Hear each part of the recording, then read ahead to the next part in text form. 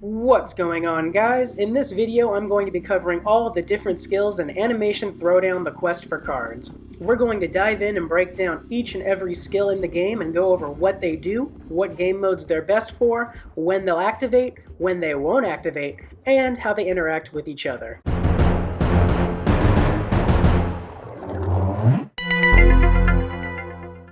What's going on, guys? One of the things that I get asked about a lot in this game is about all the different skills and how they work together. There are so many of them, and the different relationships that some of them have with others can seem confusing and overwhelming at times, especially if you're newer to the game. All of the information that I'm going to be going over in this video can be found online from the game developers themselves. However, I feel it is very important to go over these a bit more in detail, as for one, I'm not sure that everyone who plays this game is even aware of the help desk links to begin with, and two, some of the official explanations given the examples that they give can seem a bit complex at first glance, and if you're not too familiar with the game, can be very confusing. And by the way, if you do end up enjoying the video and find it useful, please be sure to click that like button and subscribe. You know, the whole YouTube thing. Alright, so without further ado, the first skill we're going to be looking at is the Craze skill, which is identified by the evil monkey head. This is probably the most popular skill in the game for many players, new and old, and for good reason. It's all about power, baby. The way it works is that the cards with the Craze skill will increase their attack value by their Craze value every turn as long as it causes damage to the opponent. That's the kicker. In order for this effect to activate, you need to lower the health of your opponent's card or their hero by at least 1 point, meaning that this skill can be blocked by both the Sturdy and the Shield skills. It can also be countered by the Hijack skill, which will steal your Crazed increase. If you successfully activate this skill and it doesn't get blocked or countered by your opponent, the change in attack value is permanent. Due to this, you can easily get the attack value of a card up into the hundreds, making this an ideal skill to use offensively in the Arena and Secret Fight Club, Siege, defense decks, and most challenges. It can also work well offensively in Rumble gameplay, but you do want to be a bit careful with that as it can be a bit of a double-edged sword. The next skill we're going to cover is the Recover skill, which is represented by the bluish-greenish syringe there with a heart. This skill allows you to permanently increase a card's max and current health by the skill value. You activate this skill by making a combo by combining 2 other cards together on the field. One very important note that is a common mistaken notion among newer players is that this skill is not a heal. If your card already has some damage on it before the Recover skill is activated, it does not replenish those missing HP. It's only increasing your HP pool, and any missing HP does still need to be healed by other means if you're playing a competitive game mode and are trying to get a perfect score. The best game mode for this skill is Rumble play for both offense and defense, as it can help raise what could have been a lower score by expanding your overall health pool and add some extra longevity to your cards, making it take longer for your opponents to knock them out. One other thing worth noting is that for any battleground effects that grant bonuses based on health, the skill can increase the bonus you will receive as it permanently increases your card's health. Next up is the Bomb skill, which is pretty easy to spot as its icon is literally a picture of a bomb. This one deals the value of the skill in damage to any adjacent cards. The best spot to place a card with the Bomb skill is in lane 2 or later due to this, as the effects will only deal damage to the opponent's cards in the immediate left and right lanes of the card straight across from it. If played in lane 1, it will only damage your opponent's card in lane 2, not their hero. One important note is that in order for the effect to activate, there has to be a target for your card to attack directly across from it. The effect will not trigger on direct attacks to your opponent's hero. There are a few ways to block this skill in the form of bodyguard and shield skills. However, one skill that doesn't block it is the Sturdy skill. This is a pretty versatile skill that can be used in pretty much any game type, though it does work particularly well in defense decks to hurt your opponent's score. The next one is the Cripple skill, which is identified by a battery clamp symbol. This one reduces the attack of a random single enemy card by the cripple value each turn. This isn't a permanent debuff though, so the cripple target will regain its lost attack points at the end of your opponent's next turn. The effects can, however, be stacked. For example, if you have 2 cards with 10 cripple each, and your opponent only has 1 card, after both of your cripple effects have activated, your opponent's card will subtract 20 from its attack value. This is a great way to render cards unable to attack, preventing skills like Bomb, Crazed, Gas, and Leech from activating. One important note is that the Cripple cannot reduce attack value that has been given by the Motivate skill. Crippled cards can also still be cheered by their own friendly cards and hero as well. Now you'll notice there is another battery clamp icon that is golden. This is the Cripple All skill. It works exactly the same as the Cripple skill, however instead of only crippling one of your opponent's cards, it cripples all of them. This is another great versatile one that works pretty much in any game mode. Next is the Punch skill, which is identified by a boxing glove. This one is pretty straightforward. It will deal damage for the punch value on a random enemy card every turn. It does not get blocked by the Sturdy skill, however it is blocked by the Shield and Bodyguard skills. This is a great skill for all game modes as it allows you to cause more damage quicker. Next up is Payback, which is shown with a picture of Nibbler's head from Futurama. This deals the value of Payback in damage to any card that attacks a card with this skill. And when I say attack, I mean a card's actual attack, not any attacks from skills. Payback is incredibly hard to block as neither the Sturdy nor Bodyguard skill block it. The only skill that can block it is the Shield skill, and you'll see why that's such a big deal later on in the video when we cover those skills. One very important note about this skill is that in order for it to activate, the card with the skill has to survive the hit. If your opponent's card destroys your card that has Payback, it won't take any damage. There is also Hero Payback. All heroes have a combination of these skills. The Hero Payback works pretty much identically to the card Payback. If your opponent hits your hero with a direct attack, their card that launched that direct attack takes the Payback damage. However, destroying an opponent's card with an attack that is higher than the card's remaining HP, with that remaining attack being dealt as overflow direct hero damage, does not activate Payback. Only true direct attacks activate the effect. Also, should a direct attack reduce an opponent's hero health to 0, no payback is received as the match ends at the moment a player's hero health hits 0. Payback is a great skill for defensive decks to cause damage to your opponent's scores. The next skill we're going to cover is the Boost skill, which you can identify by the red syringe. It works exactly the same as the Recover skill that we covered earlier in the video. However, instead of permanently increasing HP, it increases your card's attack value. One big difference though between Boost and Recover is that unlike Recover, Boost can be stolen by the Hijack skill. We'll cover more of what that actually means later on the video when we dissect the Hijack skill. Like the Recover skill, Boost can also have an impact on the battleground effects if the bonus is based off of the attack stat. This skill is pretty versatile and can be used in any game mode. Next up is the Cheer skill, which is marked by the megaphone. This skill increases the attack of a random friendly card by the cheer value each turn. One very important note is that this skill only works on cards to the right of the card with this skill, as cards to the left will have already attacked. Also, it can be stolen by Hijack. This is another skill with a golden variety. The golden megaphone denotes the Cheer All skill, which works exactly the same as the regular cheer, however instead of just one card, it cheers every friendly card to the right of it. This skill is primarily best used in offense decks as you'll be in control of where you play your cards and can set it up to send the random cheers where you want them to go. However, a deck full of Cheer All cards can be effective defensively as the cheer chain that it forms can be devastating. And if your opponent isn't prepared for it or doesn't realize it in time, can hand them a pretty quick loss. Next up, we're going to talk about Protection. The Shield skill prevents damage dealt to a random friendly card by the skill value once each turn. This effect is temporary and will be replaced on the player's next turn regardless of whether the temporary hit points were burned or not. The Shield skill blocks just about everything. Regular attack damage, punches, bombs, payback, you name it. The only thing it doesn't block is gas damage. It can prevent the gas effect from initially being activated though if the shield completely blocks the initial attack. However, it will not protect you against gas damage if a card has already been gassed. We'll talk more about gas later on in the video. And surprise surprise, another golden skill. If you've been paying any attention to the video at all up until now, then you already know that this is the symbol for Shield All and that it works the same as the shield but protects all your cards instead of just one. The shield skills are great for the non-refillable challenge game mode and Rumble, as well as pretty much any defense deck.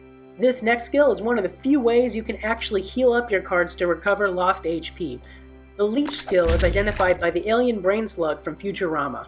Cards with this skill permanently heal by the amount of leech value after dealing attack damage to an enemy card. Unfortunately, that means that this skill will not activate if you attack your opponent's hero directly, and it can be blocked by sturdy and shield skills. You also cannot heal past your card's max HP. Though it can take some strategizing to leverage effectively, Leech is a great skill for healing your cards and is best used for game modes with an emphasis on finishing with as little damage as possible for high scores, such as the non-refillable challenge and Rumble. It also works great on defense and in modes where the game might draw out for an extended period of time, like harder Secret Fight Club matches and the Swole Club event. Next up is the Jab skill, which you can identify by the jackhammer symbol. It's pretty straightforward. Cards with this skill reduce the effects that prevent attack damage to any enemy card. It's the hard counter to the sturdy and shield skills. This one's primarily an offensive skill. Next up is the Sturdy Brick Wall. Cards with this skill will block out attack damage equal to the skill value. I touched on it earlier in the video, but to reiterate, Sturdy does not prevent damage from the Bomb, Payback, or Punch skills, nor does it prevent damage from Gas if it has been successfully gassed. It can, however, help prevent the activation of an enemy's Crazed, Leech, and initial Gas attack. This is primarily a defensive skill that you should definitely have in your defensive decks, though it can work offensively as a buffer as well to draw out the match. And next up is the other way to heal your cards, the Heal skill. No, really, it's called Heal, and it's symbolized by a hamburger. And if that's not one of the most American things I've ever heard, then I don't know what is. This skill permanently restores lost health to a random damage-friendly card by the heal value each turn. Like Leech, it can only restore your card back to max health and no further. It is arguably the better healing skill though, as unlike Leech, it does not require an attack. It just happens automatically before your card attacks. And of course, there's the best of the best, the cream of the crop for healing. You know what that golden tint means. One important note about healing, all of these heal skills can only heal damaged cards. There is no way to heal your hero HP if you take any direct damage, so try not to get hit. Alright, ladies and gentlemen, grab that Pepto-Bismol, because we're going to talk about gas now. It's represented by a noxious cloud of green gas. If a card with the gas skill lands a successful attack on an enemy card, that enemy card will continuously take the value of gas damage at the end of each of their turns. Like that bad decision you made back in college, this effect is permanent and will last until the card is destroyed or the battle ends. Once a card has been gassed, the only way to protect it from taking damage is the bodyguard skill. A card protected by a card with a high enough bodyguard value will avoid taking gas damage for as long as that card has the protection. Bodyguard does not prevent gas from being applied though, so the minute the card loses that protection, damage will start to occur. Luckily, gas damage cannot be stacked. It can, however, be increased. If a card with a gas value that is higher than the value of a card that has already been gassed attacks that card that was already gassed, the recurring gas damage will be replaced with that newer value each turn. As terrifying as I'm sure this skill sounds, there are a few ways to completely stop it. Just like with STDs, the best method is prevention. Cards with a high enough sturdy and a shield skill can completely prevent a card with gas from being able to activate its effects by completely blocking the initial activation attack. This skill is one of the most OP skills in the game and works fantastically in any game mode and any deck as long as you leverage it strategically. Next up on the plate is the Motivate skill, represented by a golden turd.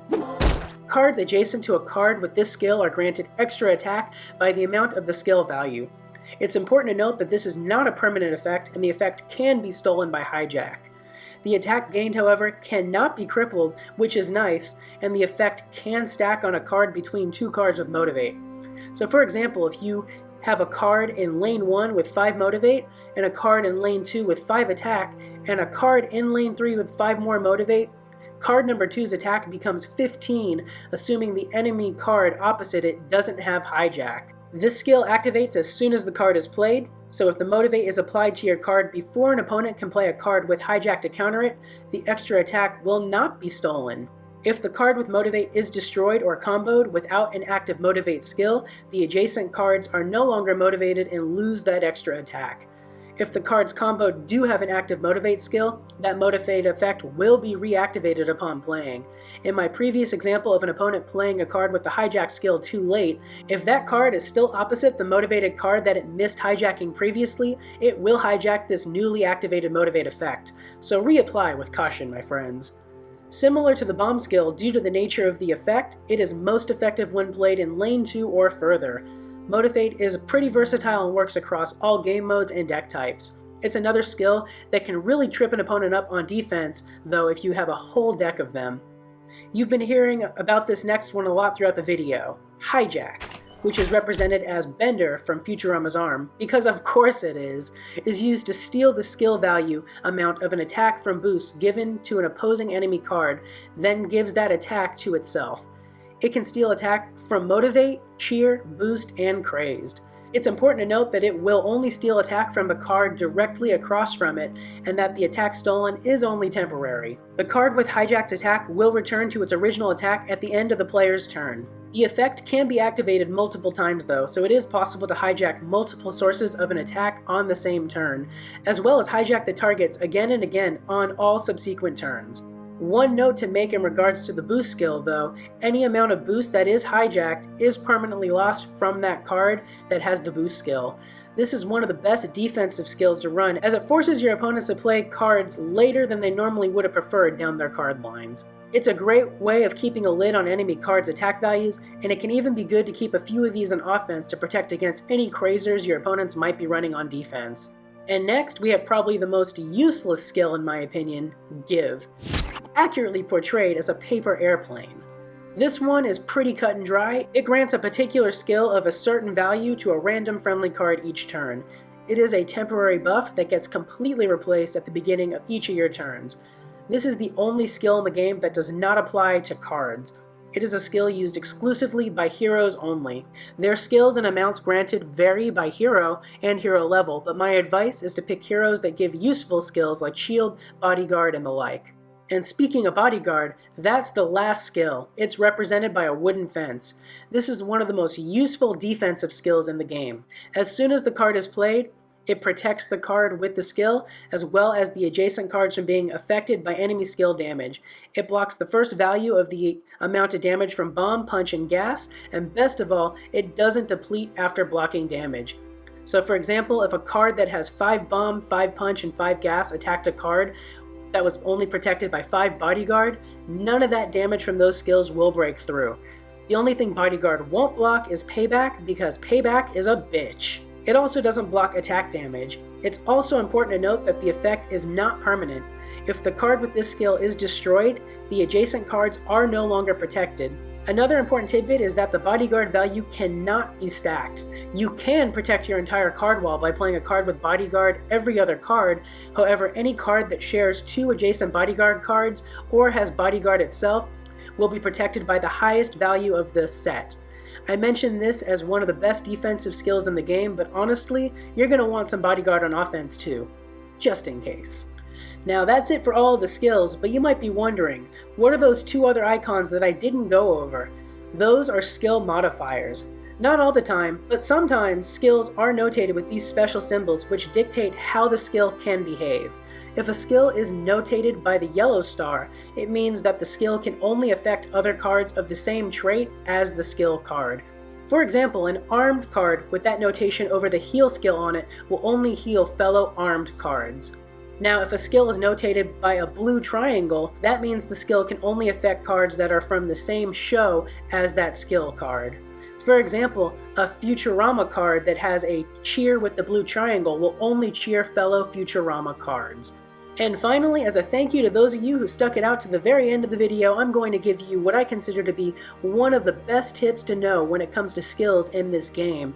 That is, of course, besides knowing what the skills actually do, if you want to be on your best game. And that's to understand the order of operations to how all of these skills are applied. I've broken it down into 4 categories and 2 distinct phases. The first phase is the pre-attack phase. All of these skills activate either at the very beginning of the turn if granted by your hero, and before cards with these skills can make their attacks. The second phase are skills that activate either simultaneously with your card's attack, or immediately after attacking before play moves to the next card lane. You also have these 4 skills that activate only upon completion of the activation requirements and can activate at almost any point in time. You'll notice I've listed gas as both in Phase 2 as well as upon activation. That's because the gas effect can only be activated in Phase 2 upon a successful hit, and then the gas damage does not occur until the effect is activated upon the end of the player's turn. As for the Sturdy and Bodyguard skills, those are both active from the time the card is played and remain passively active for the duration of the time that the card is on the field. Knowing the order of operations of these skills is crucial when it comes to making the right moves if you want to play strategically and not waste your cards. It can be the difference between wasting a gasser or blowing your shields. Anyways, I hope you guys enjoyed this guide, and again, please be sure to like and subscribe if you haven't already, and be sure to turn on notifications so you get notified of new videos. Thanks for watching, guys. Peace.